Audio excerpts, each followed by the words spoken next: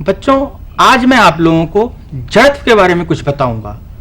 अब जड़त्व क्या होता है? आप लोगों ने अक्सर देखा होगा कि कोई वस्तु, जैसे आपने कोई बाल्टी रखी हुई है या एक गमला रखा हुआ है, तो वो गमला अपनी स्थिति नहीं छोड़ता। वो तभी हम क्या करते हैं, उस गमले को उठा के जब दूसरी जगह ले जाना होता है तो हम बल लगा के उसको उठाते हैं और दूसरी जगह ले जाते हैं, तभी उसकी अवस्था में परिवर्तन होता है। इसी तरह हम देखते हैं जैसे साइकिल है। अब साइकिल अपनी जगह पर पड़ी रहती है, जब हम उस पर बल लगाते हैं तभी उसमें गति आती है। तो हम ये देखते हैं कि किसी भी वस्तु में अपनी उसकी जो अवस्था है, चाहे वो गतिमान अवस्था है या विराम की अवस्था है, यानी कि वो गतिशील है या रुकी हुई है, उस अवस्था में स्वयं परिवर्तन करने की उसमें प्रवृत्ति नहीं होती। यानी कि अगर वस्तु गतिमान है तो वो गतिमान ही रहेगी, लेकिन अगर कोई वस्तु को विराम अवस्था में रखी है तो वो विराम अवस्था में ही रहेगी। जैसे हम ये गेंद लेते हैं। अब इस गेंद को अगर हम नीचे रखते हैं तो आप ये देखते हैं कि इस गेंद की जो ये अवस्था है, ये एक विराम की अवस्था है, यानी कि गेंद हमेशा इसी तरह से पड़ी रहेगी। हाँ, अगर हम इस पे बाहरी बल लगाते हैं तो देखें क्या होता है। अब मैं इस पे बाहरी बल लगाता हूं, देखा आपने, जब मैंने इस गेंद पर बाहरी बल लगाया तो ये वस्तु गति में आ गई, यानी कि गतिमान हो गई। इसको मैं दोबारा आपको दिखाता हूं। ये गेंद है, इसको हमने यूं रखा, अब ये बिल्कुल गतिमान नहीं है, केवल विराम की अवस्था है। अब इस पे हम लगाते हैं एक बाहरी बल, अब ये वस्तु गतिमान हो गई। हाँ, जब ये वस्तु गतिमान होती है तो इसको हम जो बाहरी बल लगाते हैं तभी ये रुकती है। देखिए, जब ये गेंद है, इसको बल लगाए चलने लगी, हमने ऐसे किया तो ये रुक गई। यानी कि इस गेंद में, यानी कि चाहे वो जड़ की अवस्था हो, विराम की अवस्था हो, चाहे गतिमान अवस्था हो, स्वयं इसमें परिवर्तन करने की कोई प्रवृत्ति नहीं है। हमें इस परिवर्तन करने के लिए बाहरी बल लगाना पड़ता है। अब जैसे ये चक्री है, ये बच्चे इस तरह की चरखी से हमेशा खेला करते हैं। ये इस चरखी को अगर हम ऐसे रख देते हैं तो ये विराम की अवस्था में ही पड़ी रहेगी। तब तक पड़ी रहेगी विराम की अवस्था में जब तक हम इस चरखी पर बाहरी बल ना लगाएं, यानी कि बाहरी बल लगा के इसको चलाएं ना। अब मैं बाहरी बल लगाऊंगा, ये देखिए, जब मैंने बाहरी बल लगाया तो ये घूमने लगी, और फिर मैंने फिर बाहरी बल लगाया तो ये रुक गई। इसको मैं दोबारा करके आपको दिखाता हूं।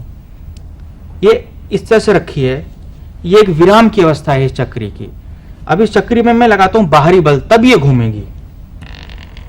देखा आपने, जब बाहरी बल लगा तो ये घूमी।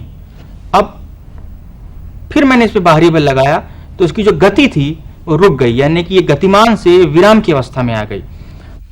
लेकिन अब ये देखिए, ये क्या है? कच्चा अंडा तो आप सभी पहचानते होंगे।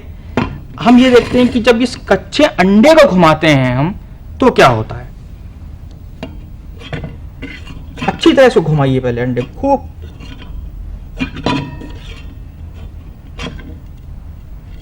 हम इसको रोकते हैं, देखा आपने, अंडा रुकने के बाद फिर चल पड़ा। फिर इसको करके दिखाते हैं, इसको हमने रोक दिया और छोड़ा, देखा, छोड़ने के बाद ये फिर गति में आ गया। ऐसा क्यों हुआ? अब इस अंडे में क्या है कि इस अंडे के दो भाग हैं। एक तो बाहरी भाग है, ये कड़ा आवरण है, एक लेकिन इसके भीतर जो है वो द्रव है। तो जब इसको अंडे को हम इस प्लेट पे घुमाते हैं, ये देखिए, जो अंडे घुमाते हैं और हाथ से रोकते हैं और अंडा फिर घूमता है। तो इसलिए होता है क्योंकि जो बाहरी आवरण है, केवल हमारा बल इस आवरण पे लगा है, लेकिन इसकी जो बीच में जो द्रव है वो घूमता रहता है।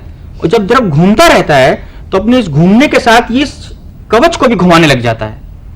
यही कारण है कि अंडा रुक जाता है, लेकिन इसमें जब बाहरी बल लगता है तो ये फिर चलने लगता है। लेकिन ये जो चरखी है, चक्री है, या ये जो गेंद है, इसमें ऐसी कोई स्थिति नहीं है, इसके भीतर कुछ नहीं है। अगर इसके भीतर भी कोई द्रव होता, इसको हम घुमाते तो बाहरी बल लगाने के बाद ये रुक जाता, लेकिन चूंकि इसके अंदर जो द्रव भरा होता वो घूमता रहता द्रव, तो इस द्रव इस पूरी गेंद को भी घुमाने लगता। जैसे इसका ये जो अंडे का द्रव है वो अंडे के बाहरी आवरण को भी घुमाने लगता है। अब मैं आपको एक दूसरा खेल दिखाता हूं, वो भी जड़त्व पर आधारित है, लेकिन वो बिल्कुल जादूसरी का खेल आपको लगेगा। ये देखिए, ये है एक खाली गिलास और ये है एक बोर्ड, कार्डबोर्ड, छोटा सा टुकड़ा कार्डबोर्ड का। हम इस पे रखते हैं और इस पे हम एक सिक्का रख देते हैं।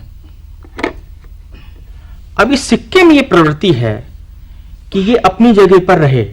कार्ड में भी अपनी ये प्रवृत्ति है कि अपनी जगह पर रहे। जड़त्व के सिद्धांत के अनुसार ये जब तक बाहरी बल नहीं लगेगा तब तक ये वस्तु गति में नहीं आएंगी। अब हम इस पे बाहरी बल लगाते हैं इस कार्ड पे, तो देखें क्या होता है। आपने देखा, लेकिन आप देख रहे हैं कि सिक्का इस गिलास में रह गया। ये देखिए, सिक्का कार्डबोर्ड के साथ आगे नहीं गया। ऐसा क्यों हुआ? ऐसा इसलिए हुआ क्योंकि जब हम इस कार्डबोर्ड को ऐसे रखते हैं गिलास पे और उस पे हम सिक्का रखते हैं, तो जो सिक्का और कार्डबोर्ड दोनों ही विराम की अवस्था में है। लेकिन हमने बाहरी बल किस पे लगाया? हमने बाहरी बल सिर्फ इस कार्डबोर्ड पे लगाया, सिक्के पे नहीं लगाया। इसी की वजह से कार्डबोर्ड जो है वो आगे चला गया और सिक्का अपनी जगह पे रहा।